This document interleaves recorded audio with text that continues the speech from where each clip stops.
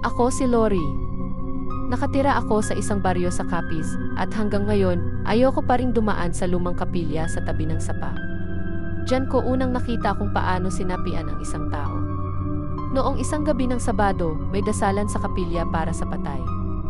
Maliit lang yung lugar, may altar, ilang upuan, at isang ilaw sa kisam na mahina na. Puno ng tao, puro dasal, tahimik. Sa unahan, nakaupo si Mara, kapitbahay naming tahimik at mahiyain. Habang nagro-rosaryo kami, napansin kong parang naiiba ang kilos niya. Una, nakatungo lang siya. Pero nang tumagal, napatingala siya bigla, nanlilisik ang mata. Akala ko nahilo lang pero nang magsalita siya. Ibang boses yung lumabas. Malalim, paos at parang lalaki. Hindi siya aalis. Yun ang unang lumabas sa bibig niya. Nagkagulo. May mga sumigaw, may mga lumabas ng kapilya. Ako, natigilan lang. Nakita ko kung paano siya nanginginig, parang nilalamig, tapos biglang sumigaw na parang may kinakalaban. Tumakbo ang pari at ilang matatanda, dala ang krus at holy water.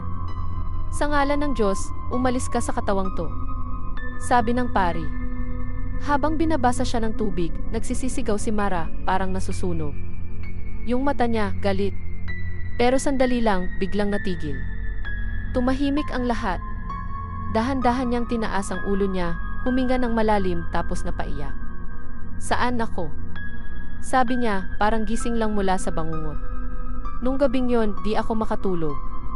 Paulit-ulit sa isip ko yung boses na narinig ko, yung lamig ng hangin sa loob ng kapilya, at yung amoy ng kandila na parang nasunog na tela.